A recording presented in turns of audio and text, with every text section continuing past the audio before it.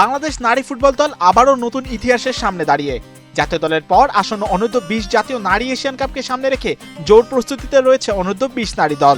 থাইল্যান্ডের ব্যাংককে অনুষ্ঠিত হতে যাওয়া এই টুর্নামেন্টে অংশ নিতে শনিবার সকালেই দেশ ছেড়েছে আফিদা উমিলারা। দেশ ছাড়ার আগে বাংলাদেশ ফুটবল ফেডারেশন ভবনে ক্যাম্পে গিয়ে খেলোয়াড়দের সঙ্গে দেখা করেন যুব ও ক্রীড়া প্রতিমন্ত্রী আমিনুল হক এবং বাফুফে সভাপতি তাবিত আওয়াল। তারা দলকে শুভকামনা জানান এবং আন্তর্জাতিক অঙ্গনে ভালো করার প্রত্যাশা ব্যক্ত করেন। বাংলাদেশের নারী ফুটবলে এটি হতে যাচ্ছে একটি গুরুত্বপূর্ণ মাইলফলক। Gold's Gym across 30+ countries with over 700+ locations worldwide. Train anywhere, belong everywhere. Senior দলের পর এবার প্রথমবারের মতো অনূর্ধ্ব-20 নারী দলও এশিয়ার শীর্ষ পর্যায়ের প্রতিযোগিতায় অংশ নিচ্ছে। সাম্প্রতিক সময়ে নারী ফুটবলে ধারাবাহিক সাফল্য এই অর্জনের পথ তৈরি করেছে। কঠিন প্রতিপক্ষের মুখোমুখি হলেও নিজেদের সেরাটা দেওয়ার লক্ষ্য নিয়ে মাঠে নামবে কোচ পিটার বাটলারের শিষ্যরা। Eat lots of nice food and buy your loved ones presents, etc., etc. Again, the girls made history, getting to the 20s. In my eyes, they were champions of the nation.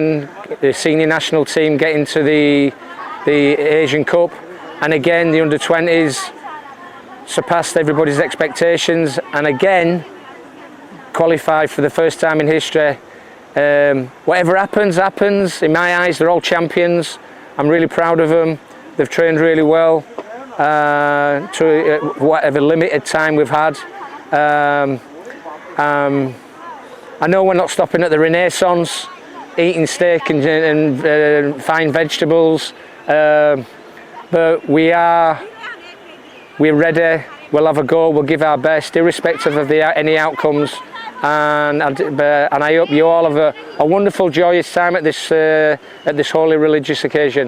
আগামীকাল আমরা ঈদের দিন থাইল্যান্ডের উদ্দেশ্যে রওনা হব। সবাই আমাদের জন্য দোয়া করবেন। আমাদের প্রস্তুতি আলহামদুলিল্লাহ অনেক ভালো। অস্ট্রেলিয়া মিশন শেষ করে এসে এবার থাইল্যান্ডের মিশন শুরু হবে আমাদের। সবাইকে ঈদ মোবারক। সব মিলিয়ে ব্যাংককের মঞ্চে বাংলাদেশের তরুণীরা ইতিহাস গড়ার স্বপ্ন নিয়ে যাত্রা শুরু করছে। এখন দেখার পালা তাদের পারফরমেন্স কতটা আলো ছড়াতে পারে আন্তর্জাতিক অঙ্গনে।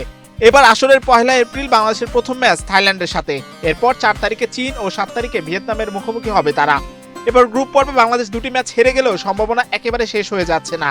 যদি ওই 2 ম্যাচে কম ব্যবধানে হারতে পারে এবং অন্তত একটি ম্যাচে বড় ব্যবধানে জয় তুলে নিতে পারে, তাহলে বেস্ট থার্ড দল হিসেবে নকআউট পর্বে ওঠার সুযোগ থাকবে বাংলাদেশের। নকআউটে জায়গা করে নিতে পারলে সামনে বড় সুযোগ। কোয়ার্টার ফাইনালে জয় করলে সেমিফাইনালে পৌঁছাবে দল, আর সেমিফাইনালে উঠতে পারলেই মিলবে পোল্যান্ডে বিশ্বকাপ খেলার সুযোগ। এম মাহিউজ্জামান, বাংলাদেশ প্রতিদিন।